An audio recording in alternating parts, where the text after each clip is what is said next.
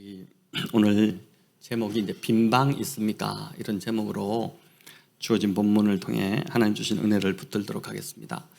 사진을 한 장 좀 보여주시기 바랍니다. 네, 이제 이것 저희 집에 있는 성탄 장식품 중에 이제 하나입니다. 2010년 때 이제 안식년 때 제가 미국에 잠시 머물 때 그때 이제 득템했던 장식품인데 문구가 좋아서 샀습니다. 갑으로 물려줄까 합니다. 제가 갑으로 우리 아이들한테 줄 거는 없고 이걸 좀 물려줄까 하는데 이제 Jesus is the reason, 예수님이 이유가 되신다, 그런 뜻이죠. 세계 어느 나라를 가더라도 이제 성탄절은 이거 이제 없애도 됩니다. 성탄절은 이제 가장 큰 축제로 즐기고 있습니다. 심지어 겨울이 없는 더운 나라에서도 성탄절은 꼭 지킵니다. 이번에 유정선 선교사님이 보내온 사진들을 보니까 피지는 남반구라서 우리는 북반구고 거기 남반구지 않습니까? 계절이 저희하고 반대거든요. 저희는 지금 한겨울로 들어가는데 거기는 지금 한여름으로 들어갑니다. 그럼에도 불구하고 성탄 트리를 그 더운 날에서 하고 있습니다. 이 계절만 되면 크리스마스 장식을 하고 가족들끼리 선물을 주고받고 또 연인들은 분위기 근사한 식당을 예약하기도 합니다. 백화점은 이 시즌을 이용해 매출을 내기 위해서 크리스마스 분위기를 물씬 풍기기도 합니다. 교회나 성당을 다니는 사람들뿐만 아니라 비신자들에게도 크리스마스는 굉장히 설레고 즐거운 시간입니다. 문제는 세상 사람들이 즐기는 이 크리스마스에 예수님이 빠져 있다는 것이죠. 크리스마스라는 이 단어 자체가 무슨 뜻인지 아시죠? 그리스도의 미사, 이런 뜻입니다. 크라이스트와 마스가 이제 합쳐진 합성어가 이제 크리스마스인데, 마스가 이제 미사라는 뜻이죠. 그래서 그리스도의 탄생을 기념하는 미사, 즉 예배가 크리스마스입니다. 이처럼 크리스마스는 예수님이 이 땅에 구원자로 오심을 축하하는 예배인데, 예배의 요소는 싹 빠지고 이제 헐리데이다라고 해서 그저 이제 상업적인 목적으로 분위기에 취하고 즐기는 축제로 참 많이 전락해 있는 모습을 보게 됩니다. 요즘은 크리스마스 캐럴을 잘 틀지도 않지만 캐럴을 틀어도 찬송가가 이제 주로 나오는 것이 아니라, 우리 지금 성탄 찬양을 불렀지 않습니까? 그런 것이 아니라 크리스마스 팝이, 팝송이 그 자리를 대신 차지해 버렸습니다. 가사도 이제 그 팝송이다 보니까 예수님에 대한 이야기가 아닙니다. 이런 가사가 있습니다. 선물 같은 건 필요 없어요. 영어를 번역해 보니까 당신이 오늘 밤 여기 있기를 원해요. 날 꼭 안아주세요. 산타 할아버지, 선물로 제가 정말 필요한 사람을 데려다 주세요. 여러분, 영어로 그냥 듣고 분위기로 들었기 때문에 잘 모르실 테지만 이 가사는 여러분이 성탄절만 되면 가장 많이 듣는 곡입니다. 세계 모든 사람들이 가장 많이 듣는 곡인데 머라이어 캐리의 대표곡입니다.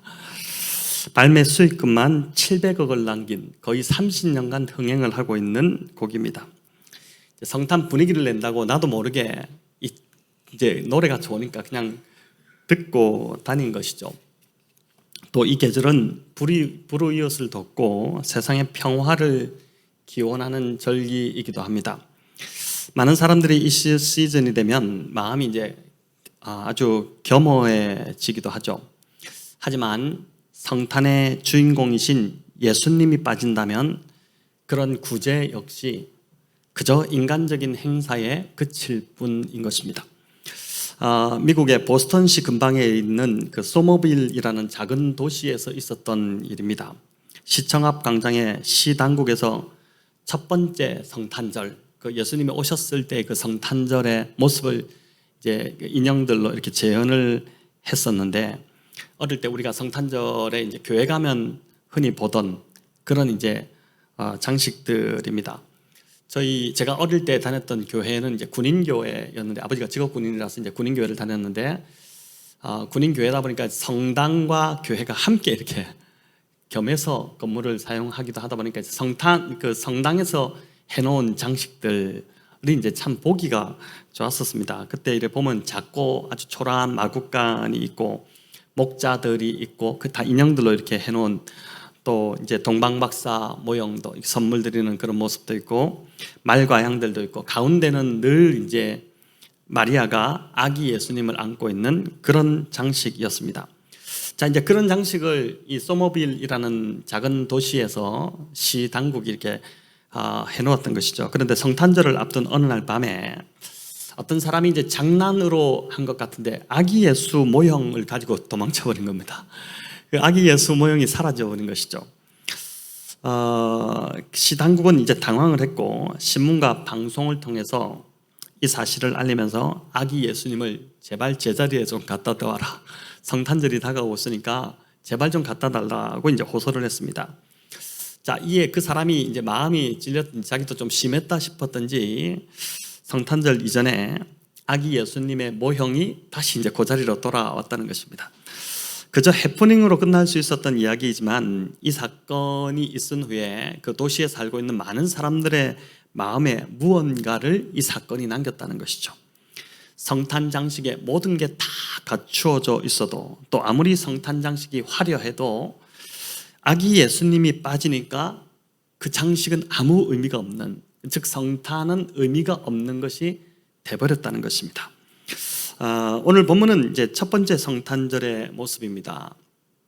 안타깝게도 그런데 보니까 이 첫 성탄절에도 사람들은 예수님을 배척하고 환영하지 않았습니다. 이제 갓 태어난 아기 예수님이 누우실 곳이 한 곳도 없었기 때문에 그렇습니다. 1절은 그때의 역사적 배경을 우리에게 말해주는데 가이사 아구스토가 통치하던 때였다 이렇게 합니다.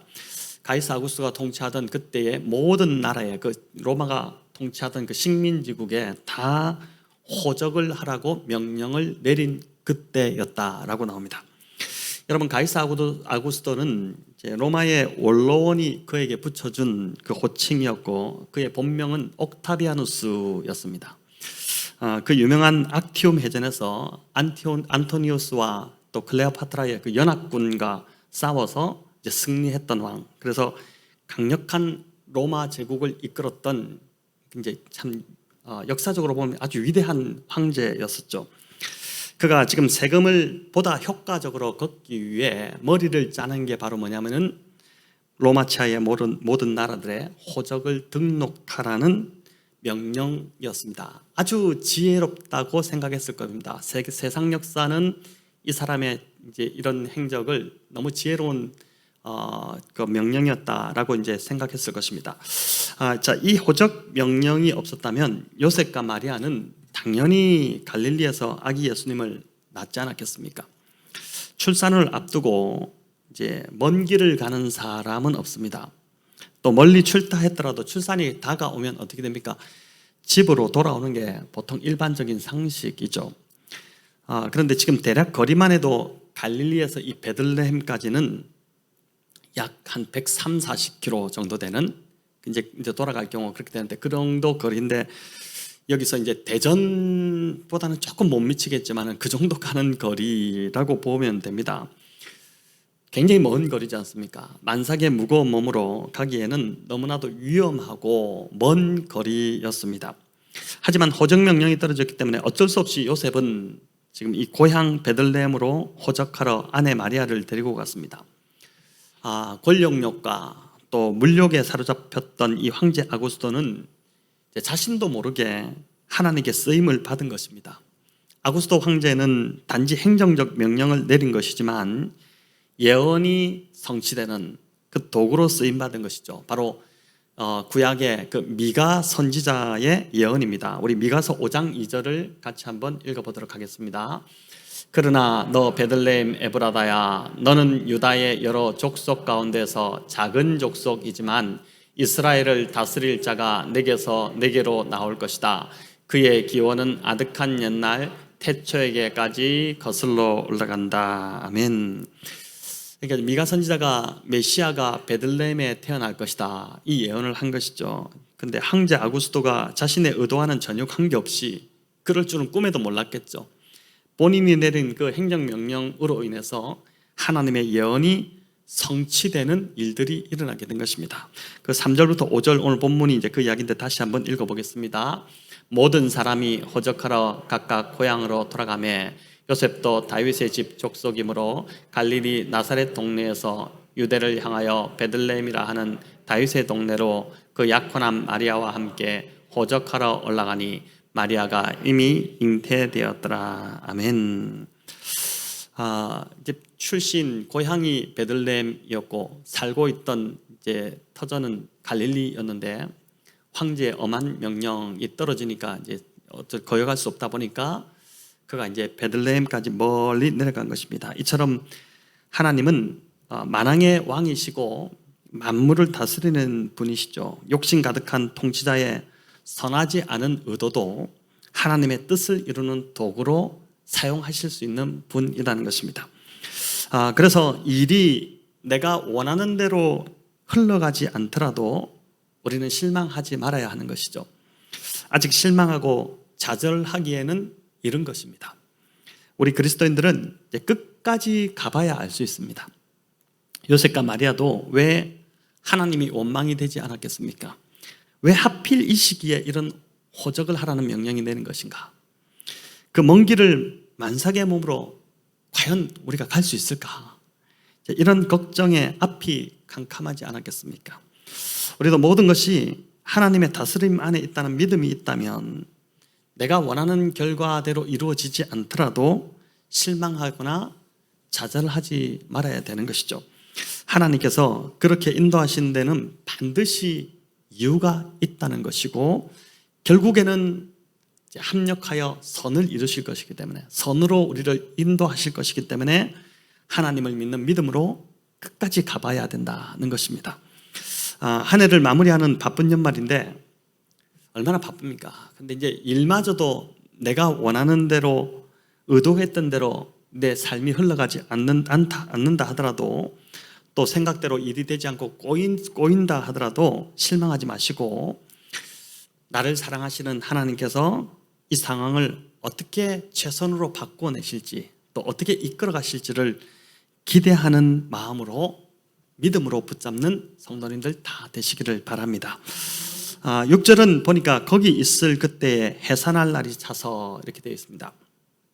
우리가 성경을 잘못 알고 있는 부분 중에 하나가 바로 이 구절인데 우리는 마리아가 베들레헴에 거의 도착할 무렵에 산통이 와서 급히 이제 아기를 낳을 여관을 찾은 것으로 그렇게 생각을 합니다. 어린이 만화 성경을 보더라도 이제 그런 장면들이 그렇게 많이 그리고 있는데 그런데 이 6절을 보니까 거기 있을 그때에 해산할 날이 차서 이렇게 되어 있죠. 그러니까 도착해서 어느 정도 시간을 거기서 좀 보냈던 것 같습니다. 그러니까 요셉과 마리아가 서두르지 않았다는 것이죠. 하지만 베들레헴은 모인 사람들로 북적였기에 여관이 없었습니다. 단지 사람이 많았기에 여관이 없었던 것은 아닐 것입니다. 돈이 많았다면 충분히 돈을 가지고 지불할 돈이 있었다면 아기를 낳을 장소를 왜 못 구했겠습니까? 가난한 목수였기 때문에 요셉이 그럴 형편이 되지 않았던 것이죠. 오늘 본문 21절부터 이제 뒤쪽을 보시면 요셉과 마리아는 아기 예수님을 데리고 정결 예식을 하러 예루살렘에 올라갑니다. 이번 주일도 이제 우리가 유아 세례식 2명의 아이가 이제 유아 세례를 받게 되는데 이때는 일종의 이제 헌화식과 같은 것으로 아이를 이제 하나님께 드리는 헌화식과 같은 것으로 아이를 낳으면 하나님께 나아가 정결 예식을 갖도록 율법이 규정하고 있었습니다.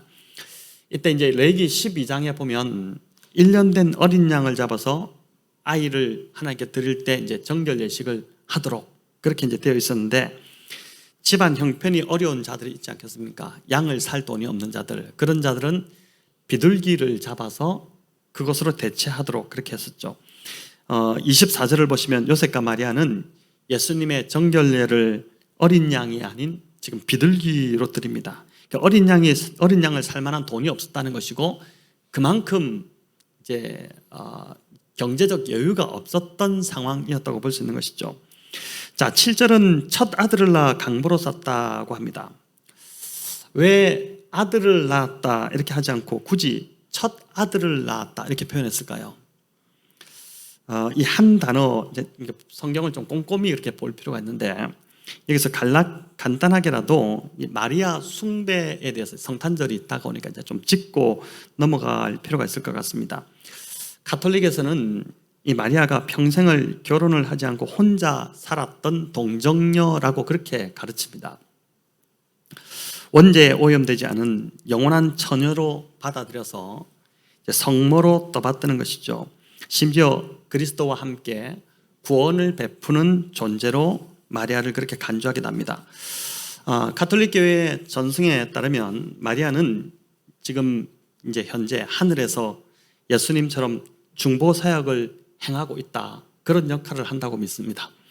그래서 많은 가톨릭 신자들이 마리아에게 기도하고 소원을 빕니다. 여러분 알고 있는 성당 다니는 분들 주로 이제 이렇게 마리아에 대해서 굉장히 좀 마리아를 존중하고 마리아를 대단한 존재로 믿는 것을 많이 보셨을 텐데, 마리아에 대한 그래서 여러 웃지 못할 해프닝들이 계속 역사적으로 있어 지금도 많이 일어나고 있는데, 2004년 11월에는 한 거래에서 상한 치즈 샌드위치였습니다.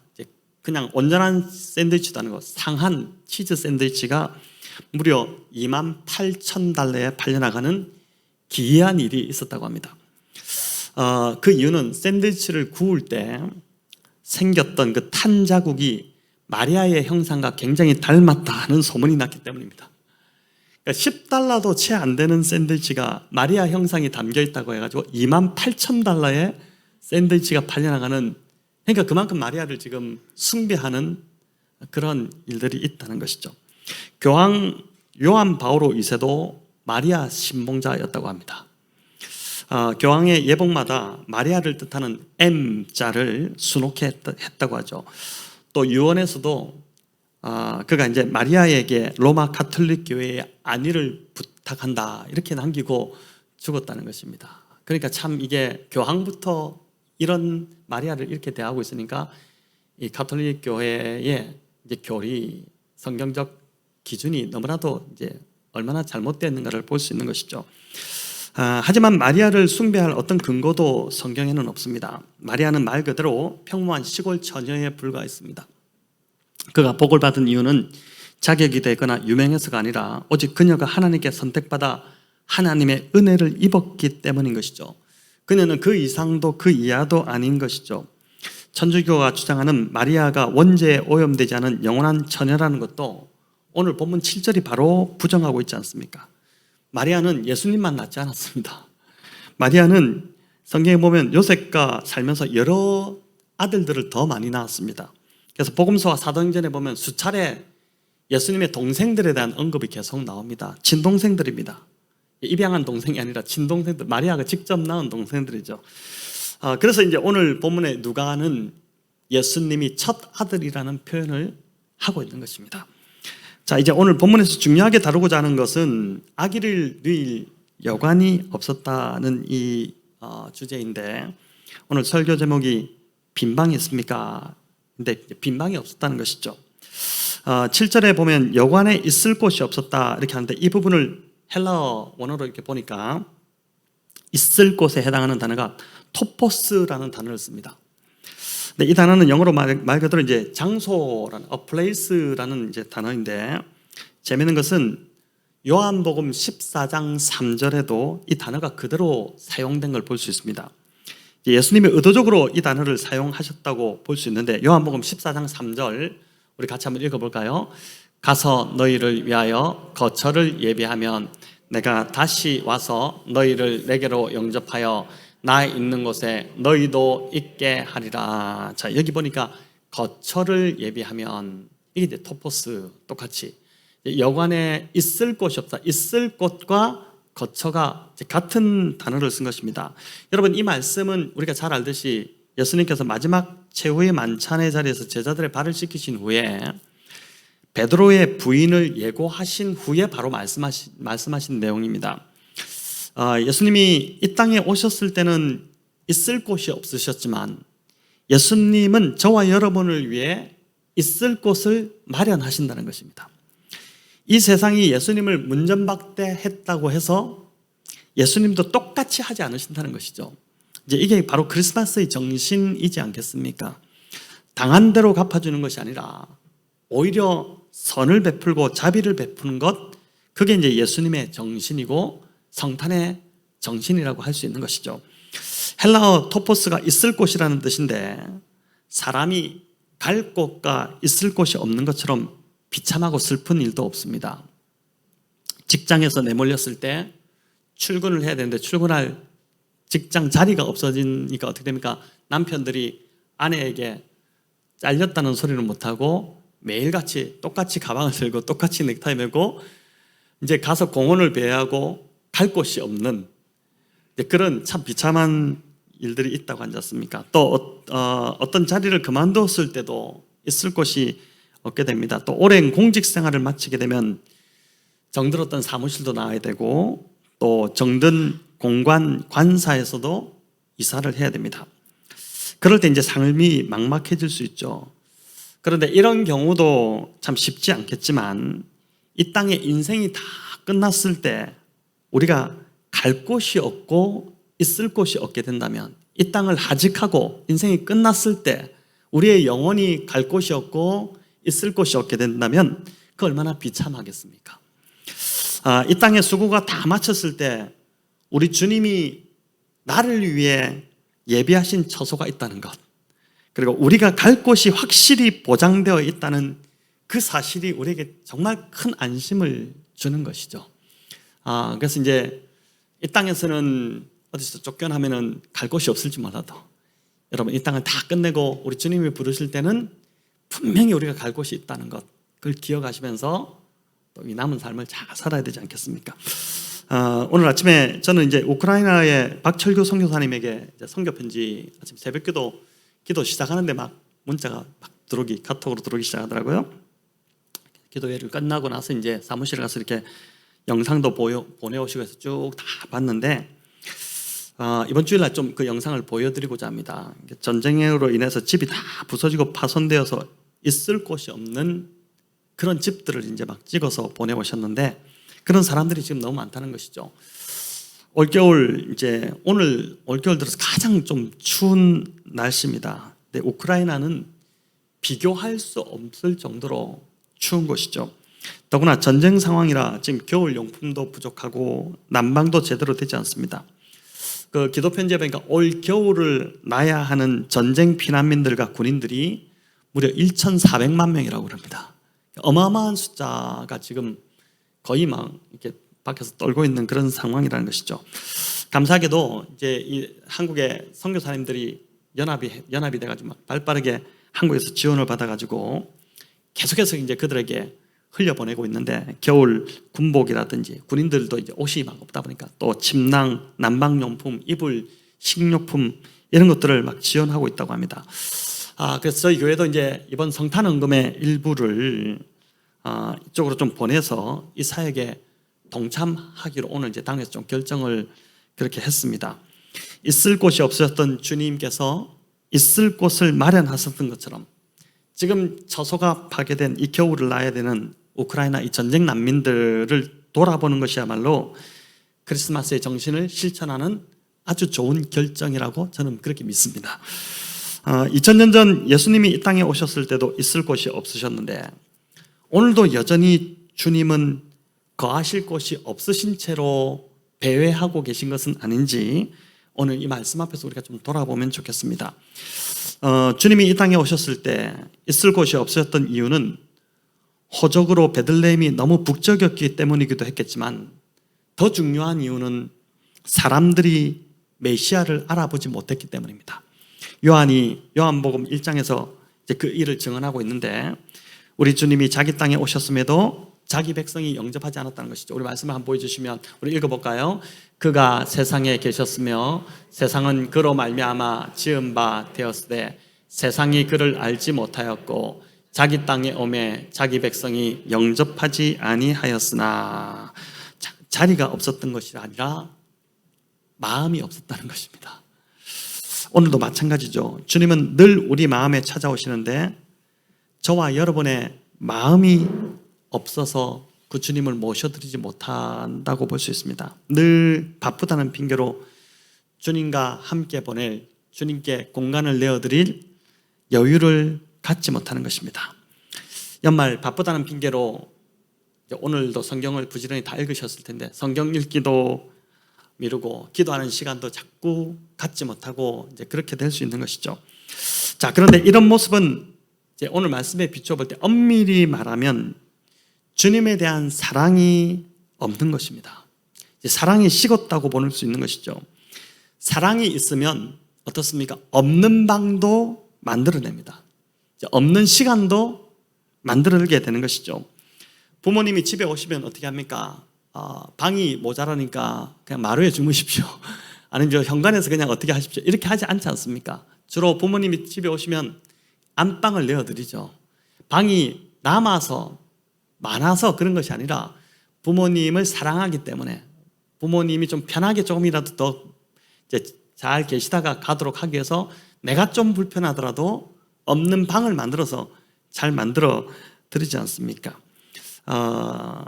이제 마찬가지인 것입니다. 우리가 방이 없어서가 아니라 마음이 없기 때문에, 우리의 사랑이 없기 때문에 주님께 우리의 것들을 내어드리지 못하는 모습인 것이죠. 여러분, 오늘 설교 제목이 빈방이 있습니까? 인데 많이 들어보셨죠? 이는 성탄절이면 단골 무대에 오르는 연극 제목이기도 합니다. 이 연극은 미국에서 있었던 실화를 극화한 작품인데 월리라는 정신장애인의 이야기입니다. 그 이야기를 좀 들려드리면, 한 교회에서 이제 성탄절 연극을 준비했습니다. 이 월리가 다니는 교회인데 아이들이 배역을 하나씩 다 맡았는데 월리는 정신장애가 있다 보니까 그렇다 안 맡길 수는 없고 아주 짧은 단역을 맡겼습니다. 바로 어떤 배역이냐면 여관집 주인 역할. 그래서 대사가 아주 짧습니다. 방 없어요. 이 한마디만 하면 됩니다.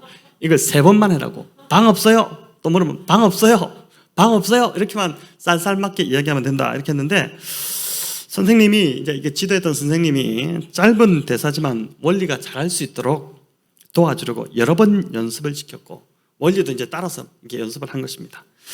마침내 당일이 되었고 많은 성도님들이 아이들이 준비한 그 연극을 보려고, 저희도 이제 나중에 좀 되면은 그런 저녁에 한번 그런 시간을 만들면 참 좋을 것 같은데 교회로 모였습니다.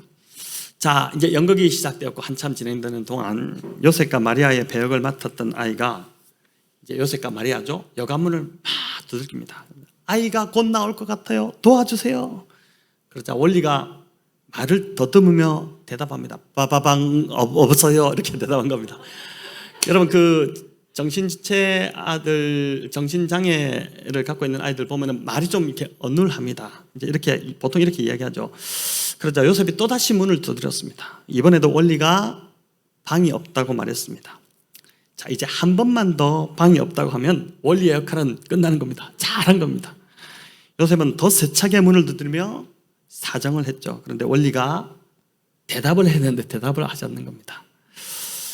연극을 지도한 선생님이 마음이 졸이기 시작했습니다. 그래서 원리가 대답하기를 자꾸 기다리면서 막 사인을 줘도 아이가 대답을 하지 않는 겁니다. 어떻게 하지? 원리가 이 대사를 까먹었구나. 요셉 역을 맡았던 아이가 그렇게 생각을 하고 상황을 판단하고서 지혜롭게, 방이 없다고요? 알겠습니다. 딴 데 알아보죠. 이렇게 하고 이제 돌아서는데 원리가 눈물을 막 흘리면서 소리를 칩니다. 빠빠, 방 있어요. 우리 집에 방이 있어요. 그러니 어디 가지 마세요. 제가 청소도 하고 걸레질도 할 테니 예수님 우리 집에 와요. 마구간 더러워요. 이제 그 정신장애 있는 아이들 말을 그렇게 이런 식으로 짧게 표현하지 않습니까? 안 돼요. 예수님 우리 집에 와요. 나는 예수님 좋아요. 이렇게 이제 대답을 한 것입니다. 연극은 완전히 산으로 가기 시작했습니다. 대본과는 완전히 다르게 가서 수습이 안 되는 상황이 되어버렸죠. 하지만 그 자리에 앉아있던 청중 중에 누구 하나 원리를 탓하는 사람이 없었습니다. 오히려 곳곳에서 흐느끼는 소리가 들리기 시작한 것입니다. 원리의 이 순수한 마음이 사람들 마음을 그냥 터치해버리기 시작한 것이죠.